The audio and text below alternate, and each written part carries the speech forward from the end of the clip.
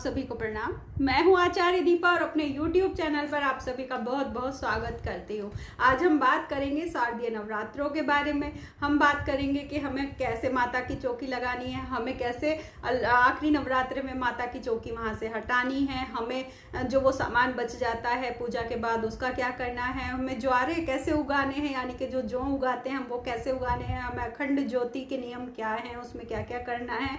हम हर विषय पर बात करेंगे आज के, और जो शुभ मुहूर्त है घट स्थापना का, उन सब चीज़ों के बारे में हम बात करेंगे। तो सबसे पहले मैं बता दूं, घट स्थापना का जो शुभ मुहूर्त है, हम सब जानते हैं कि 15 अक्टूबर से नवरात्रे, शारदीय नवरात्रे स्टार्ट हो रहे हैं 2023 के। तो जो घट स्थापना का समय है प्रातःकाल 6:30 से लेकर 8:47 तक शुभ मुहूर्त रहेगा।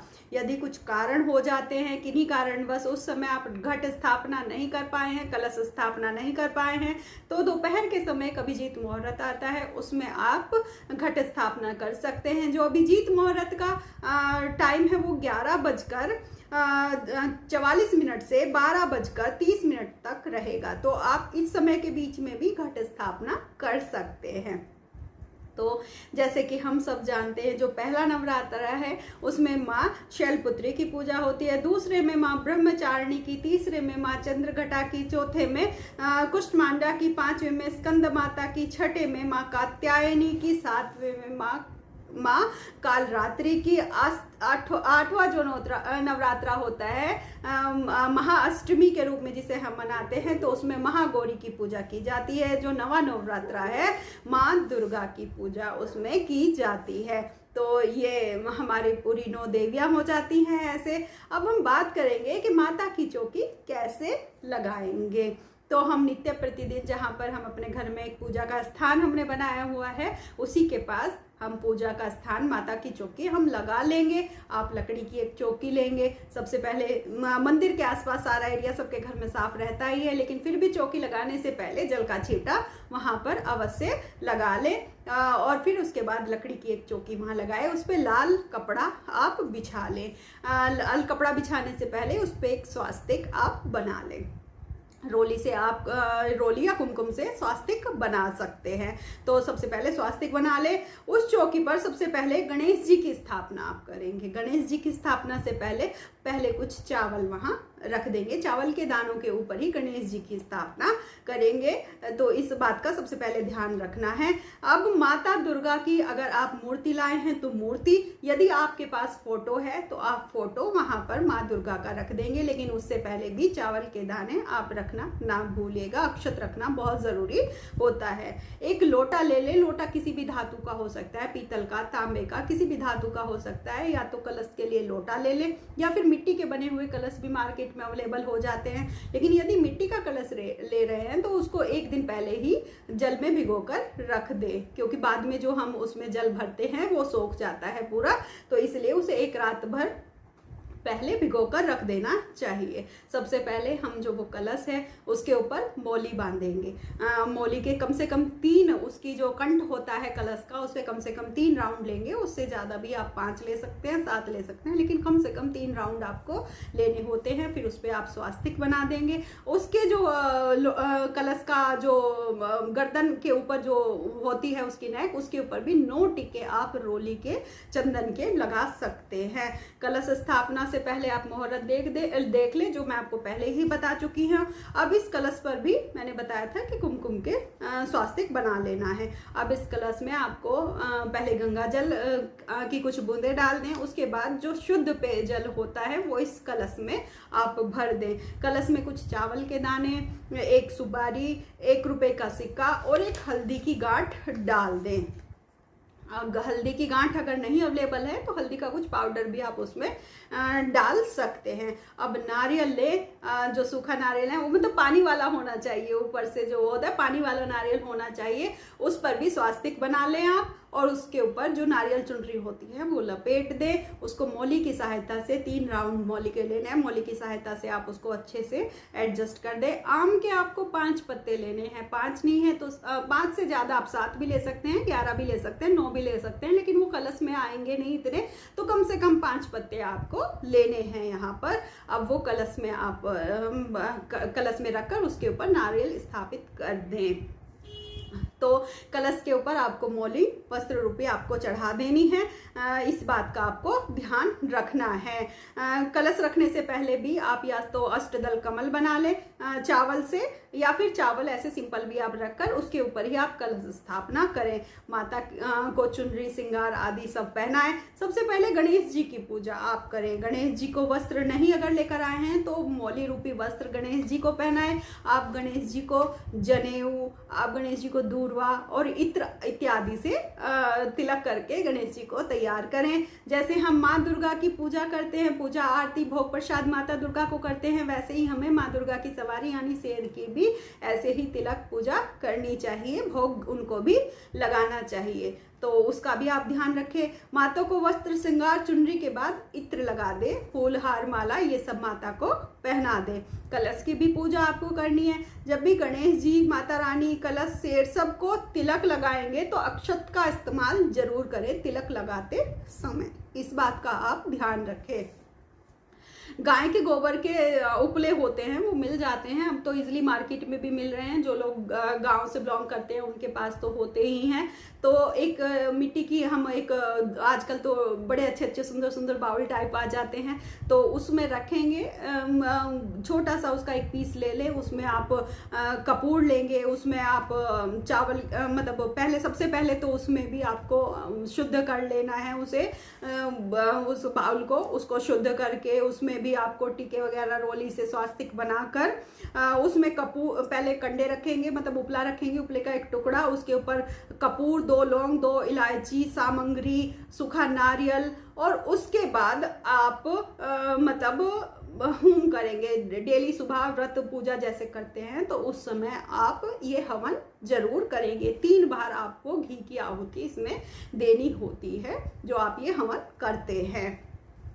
माता की चौकी पर ही हम नवग्रह स्थापित करते हैं। नवग्रह कैसे स्थापित करते हैं? पहले इतने एक खोज मतलब 9 जगह चावल की छोटी छोटी सी एक खोज करके चावल की छोटी छोटी सी ढेरी आप बना ले, उसके ऊपर एक एक सुपारी आप स्थापित कर दें नवग्रह के रूप में। तो ये नवग्रह स्थापित हो जाते हैं। माता की चौकी पर ही आप एक कॉर्नर पर इनको स्थापित कर दें। माता को जैसे श्रृंगार चढ़ा रहे, मतलब नवग्रह पर भी आपको मौली रूपी वस्त्र चढ़ाने हैं, चंदन, तिलक, पुष्प आदि, जल का छींटा, ये सब आपको नवग्रह पर भी करना है। माता को श्रृंगार से पहले जो श्रृंगार की सामग्री होती है, हम 16 श्रृंगार माता को चढ़ाते हैं, तो वो पहले नवरात्रे में भी आप चढ़ा सकते हैं। आप सप्तमी के दिन, आप अष्टमी के दिन, या लास्ट वाले नवरात्रे के दिन भी, जैसे जिस दिन आपका कन्या पूजन होता है आप उस दिन भी सुबह सुबह उनको वो श्रृंगार चढ़ा सकते हैं। माता को लौंग बताशे का प्रसाद जरूर चढ़ाना, जरूर भोग लगाना चाहिए। पंचमेवा फल, मिठाई आदि माता को भोग प्रसाद में हम चढ़ाते ही हैं। माता को पान के पत्ते पर रखकर, एक पान का पत्ता लें, उसमें लौंग और 2 पताशे, लौंग और 2 इलायची रखकर माता को भोग जरूर लगाएं।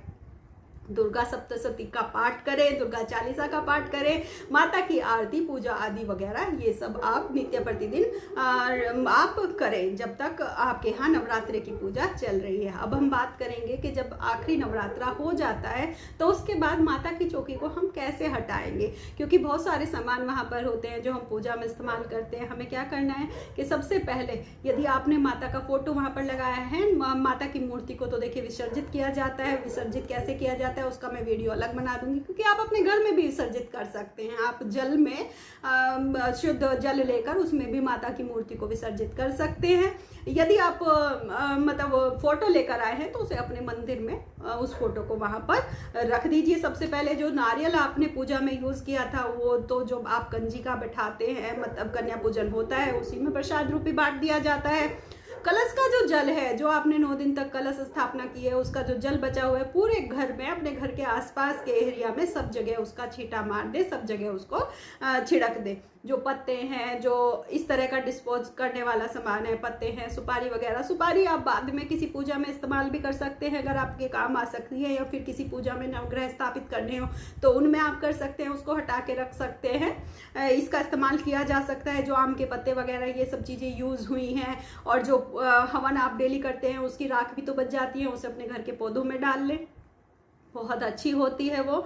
और जो वो जब हम कलश हमारा हमने उसमें हल्दी की गांठ डाली थी, एक सिक्का डाला था, जो वो हल्दी की गांठ होती है उसे तो हम आम के पत्तों के साथ वही आम के पेड़ के नीचे मिट्टी में मिला देंगे, और जो सिक्का बचता है आप उसे अपनी तिजोरी में रख लीजिए। हमने ज्वारे भी तो बोए होते हैं ना, जो भी तो हम बोते हैं, जिन्हें हम नवरात्रे बोलते हैं, नौरते बोलते हैं, तो उनको तो हमें अपने गार्डन में रख लेना चाहिए, क्योंकि ये तो हम गोवर्धन पूजा में इनका इस्तेमाल करते हैं, तो अपने गार्डन में उनको रख दें। जो भी श्रृंगार की सामग्री है, सबसे पहले तो मैं आपसे एक निवेदन करूंगी, मार्केट में छोटे छोटे पैकेट मिलते हैं जो माता को श्रृंगार चढ़ाया जाता है, किसी यूज का नहीं होता, आप किसी को भी देते वो यहाँ से यहाँ, यहाँ से यहाँ। मैं मंदिरों के बाहर जो पेड़ होते हैं उनके ऊपर उनका ढेर लगा हुआ देखती हूँ। तो आपसे मेरी रिक्वेस्ट है, जितना भी आप माता के लिए श्रृंगार लाएं, ऐसा श्रृंगार लाएं जिसे आप खुद यूज कर सकती है। जिसे आप खुद यूज नहीं कर सकती उसे माता कैसे यूज कर सकती है। जो माता को आपने श्रृंगार चढ़ाया है, कुछ चीजें उसमें से आप रख ले, कुछ चीजें अपने घर परिवार में जो महिलाएं उनको दे दें, और कुछ चीजें आप कन्या पूजन के समय कन्याओं को बांट दें। तो ऐसा श्रृंगार लेकर आए जो यूज किया जा सकता है। ऐसा बिल्कुल मत लाएं कि वो यहाँ से यहाँ पड़ा घूम रहा है, यहाँ से यहाँ पड़ा घूम रहा है, तो उसका कोई यूज नहीं होता है। तो मैं आपसे ये रिक्वेस्ट करना चाहूंगी। जो चावल बचते हैं आप उनको पक्षियों को खिला दें। तो इस तरह से जब आप वहाँ से माता की चौकी हटाएंगे तो सबसे बाद में वहाँ पर एक दिया जलाकर जरूर छोड़ दें, जब आप वहाँ से पूजा चौकी हटा लेते हैं। तो ऐसे माता की चौकी हटाई जाती है। अब मैं बात करूँगी कि ज्वारे कैसे उगाए। सबसे पहले तो वही आप या तो पीतल की थाली ले लें या किसी भी धातु का एक बर्तन ले लें। अगर बर्तन भी नहीं तो आप पूजा के पास में ही मिट्टी का ढेर लगाकर उसमें भी ज्वारे उगा सकते हैं। ऐसी कोई बात नहीं, वरना आजकल तो मिट्टी के बने हुए डोंगे टाइप आ जाते हैं, उसमें आप कलश ये ज्वारे उगा सकते हैं। किसी के यहाँ जो ये 7 तरह के अनाज उगाए जाते हैं, तो ये नाजा भी बोलते हैं कि उनको उगाया जाता है, लेकिन हमारे यहाँ केवल जो उगाए जाते हैं तो हम क्या करते हैं ना, जो गंगा वाली रेत होती है ना उसमें उगाते हैं। उसमें हल्की सी मिट्टी भी मिला लेते हैं जो हमारे खेतों की होती है, लेकिन ध्यान रहे कि शुद्ध होनी चाहिए मिट्टी, कहीं अच्छी जगह से लेकर आए उसको। सबसे पहले उस डोगे को हम एक रात पहले भिगो कर रख देंगे उसमें भी, क्योंकि वो पूरे मिट्टी उसका पानी सोख जाएगा, फिर वो उतनी अच्छी उसको नहीं मिलेगी उपज। और हाँ, जो बोने से एक रात पहले, नवरात्रे से एक दिन पहले ही वो जो आपको उगाने हैं एक रात पहले आप उनको भी भिगो कर रख दें। तो सबसे पहले उसमें मिट्टी में डालें, मतलब वो बालू डालें जो गंगा वाला होता है। उसके बाद उनमें ऊपर जौब रख दें। उसके बाद उसके ऊपर सूखा रेत या सूखी मिट्टी हल्की सी आपको स्प्रेड कर देनी है, क्योंकि पूरा दबाना नहीं है उसको, वरना वो पूरे जम जाएंगे और अंकुरित नहीं हो पाएंगे। जब हम छोटे थे तो हमारे यहाँ एक बासे के पेड़ होते थे, हम उनके पत्ते लेकर आते थे, उनसे उनको ढक देते थे, अगले दिन ही वो बड़े अच्छे से अंकुरित होकर बाहर निकल आते थे। लेकिन अगर वो नहीं है तो आप किसी प्लेट से उनको ढक दें, या आम के पत्तों से भी उनको ढक सकते हैं। थोड़ी हीट मिलती है क्योंकि अक्टूबर का टाइम आ जाता है, हल्की ठंड होती है, तो इस वजह से वो अंकुरित थोड़े से नहीं हो पाते, तो उनको थोड़ी गर्मी मिलेगी। आप वो भी कर सकते हैं। कई लोग क्या करते हैं कि उसी के बीच में घट स्थापना करते हैं, यानी कि कलश स्थापना करते हैं। तो फिर आपको साइड आपको उगाने चाहिए, फिर आप बीच में उनको ना करें और उसके बाद उसमें घट स्थापना कर सकते हैं, जिनके यहाँ उसी में होती है। ऐसा अपनी अपनी प्रथा होती है। तो इस तरह से बाद में उनको गंगा जल का छींटा मार दे और ऊपर से प्लेट वगैरह ढक दे। तो ऐसे ज्वारे उगते हैं और दूसरे तीसरे दिन ही आपके बहुत अच्छे से अंकुरित हो जाते हैं। और कहते हैं ना, जितने अच्छे ज्वारे उगते हैं उतनी ज़्यादा मन को प्रसन्नता मिलती है, घर में सुख समृद्धि बढ़ती है। तो अब हम बात करेंगे अखंड ज्योत के बारे में। अखंड ज्योत के क्या क्या नियम होते हैं, कैसे हम इसको जला सकते हैं। अखंड ज्योति का मतलब होता है जो हमने संकल्प लिया है, कोई हमने मनोकामना की है कि मैं अखंड ज्योति जलाऊंगी, उसका मैंने संकल्प लिया है। अखंड ज्योति मतलब खंडित नहीं होगी 9 दिन तक, उसका मैंने संकल्प किया है और वो मेरी मनोकामना फिर पूरी हो जाएगी। मनोकामना पूर्ति के बाद भी कई लोग जलाते हैं और कई लोग मनोकामना पूर्ति से पहले भी जलाते हैं, संकल्प लेते हैं जो अखंड ज्योति का। तो उनके बारे में मैं बात करूंगी। तो अखंड ज्योति का मतलब ही होता है कि जो खंडित ना हो, मतलब जिस दिन का संकल्प लिया है उस उस दिन से वो ज्योति उस दिन तक जितने दिन का संकल्प लिया है उस दिन तक वो ज्योति जलती रहे। आप अखंड ज्योति के लिए मिट्टी का बड़ा सा दिया भी ले सकते हैं। मिट्टी का दिया लिया है तो वही एक रात पहले आपको उसको भिगोकर रखना है। अगर आप मिट्टी का दिया नहीं ले रहे हैं तो आजकल मार्केट में तांबे के, लोहे के बड़े अच्छे सॉरी तांबे के नहीं, लोहे के पीतल के बहुत सुंदर सुंदर दिए मिल जाते हैं अखंड ज्योति के लिए। तो एक दिया आपको वहां से ले लेना है। प्लेट में दिया आपको सीधा जमीन पर नहीं रखना है, उसके लिए भी आपको एक प्लेट तैयार करनी होती है। एक पूरी अच्छे से वो प्लेट को आपको उसको सजाइए। उसमें सबसे पहले आप या तो स्वास्तिक बनाइए या फिर अष्टदल कमल चावल से बना सकते हैं या फिर रोली से बना सकते हैं। उसके ऊपर आप ज्योति को स्थापित करेंगे। उसके ऊपर आप वो जो अखंड ज्योति वाला दिया है, अखंड ज्योत वाला, उसको रख देंगे। आप अपने जो जोत जलाई है ना, जिस दिन से आपने जोत जलाई है, कभी भी उस दिन से घर को बंद कर कर, घर को सूना कर कर छोड़कर नहीं जाना चाहिए। यदि आप जॉब में हैं, आपकी मजबूरी है कि आपको ऑफिस जाना है, तो फिर आप घर में अखंड जोत ना जलाएं। आप अपने नाम से किसी मंदिर में या किसी सिद्ध पीठ में घी वगैरह ये सब का उनको दे आइए और बीच बीच में उस ज्योति के दर्शन कराइए। आप ऐसा कर सकते हैं क्योंकि ये अखंड ज्योति के नियम होते हैं। अखंड ज्योति को अकेला नहीं छोड़ा जाता है और ना ही घर को बंद कर कर जाया जाता है।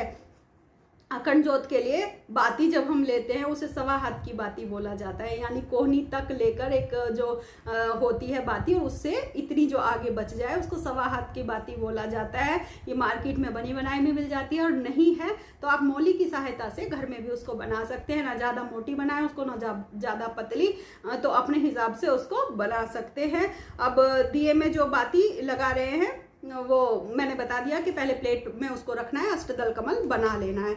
जो अखंड ज्योति हो शुद्ध देसी घी की जलाई जाती है। सबसे पहले तो ये प्रावधान होता है, लेकिन आपकी श्रद्धा है, आपका नहीं हो पा रहा है भाई, अरेंजमेंट नहीं हो पा रहा है घर में देसी घी का, तो तिल के तेल की भी ज्योति जला सकते हैं। लेकिन घी की ही सबसे ज़्यादा मान्यता है कि घी की ज्योति जलाई जाती है। लेकिन फिर माँ से प्रार्थना करें कि इस समय मेरी जो इसी तरह से मैं जला पा रही हूँ, अगले साल मुझे इतना सामर्थ्यवान करे कि मैं शुद्ध देसी घी की ज्योत जला सकूँ।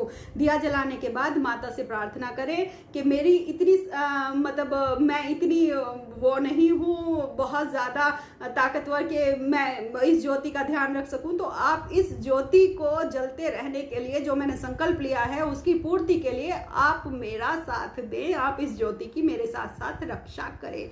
माँ से ये प्रार्थना आप करें। ज्योति के पास आपको क्या करना चाहिए, जो एक अखंड ज्योत है उसके पास ऑलरेडी एक छोटा सा दिया आपको हमेशा के लिए जब तक ज्योत जल रही है 9 दिन के लिए हमेशा एक दिया रेडी करके रखना चाहिए। एक प्लकर भी रख सकते हैं, क्योंकि ज्योत जब जलती है उस पर कार्बन आ जाता है बहुत, उस पर साइड में कार्बन आ जाता है, तो प्लकर से हम वो हटाते हैं, प्लस हम बाती को ऊपर खींचते हैं। तो वो जो दिया है वो जब भी आप वो कार्बन हटा रहे हैं कुछ, वो हमेशा दिया पहले जलाकर रख लें, ताकि अगर वो बाती बढ़ाते समय वो ज्योति ऐसे बंद हो गई है तो उससे तुरंत से जला ले। ऐसा होता है। जो अलग से दिया जलाया है अखंड ज्योति के घी में ही उस दिए की अग्नि को शांत करें, उसको ऐसे बंद करना है, उसको दूसरे दिए को जलता हुआ नहीं छोड़ के जाना है। जब आपने बाती वगैरह ऊपर कर दी है, उसका कार्बन हटा दिया है, तो जो एक्स्ट्रा आपने सब्स्टिट्यूट दिया जलाया था उसको अखंड ज्योति के घी में ही शांत करके आपको जाना है। जब आप जाएंगे तो आपको ये ध्यान रखना है, जो अलग से दिया जलाया है वो उसको उसी में शांत करना है। तो इस तरह से आप अखंड ज्योति का ध्यान रख सकते हैं। और मैं मतलब दिल से प्रार्थना करूंगी कि माँ दुर्गा आप सभी की मनोकामनाएं पूरी करें, आपके घर परिवार पर सुख समृद्धि बनी रहे आपके घर परिवार में। और मैं पहले से ही आपको एडवांस में नवरात्रि की बहुत बहुत शुभकामनाएं दूंगी। तो आप सभी के लिए ये जो नवरात्रि आ रहे हैं सबके लिए बहुत कल्याणकारी सिद्ध हो। आप मेरा चैनल ये अभी नया ग्रो कर रहा है, तो मुझे आपके सपोर्ट की बहुत ज़्यादा ज़रूरत है। आप इसे प्लीज़ सब्सक्राइब कर दें और इसे वीडियो को लाइक कर दें। और वीडियो देखने के लिए आप सभी का बहुत बहुत धन्यवाद।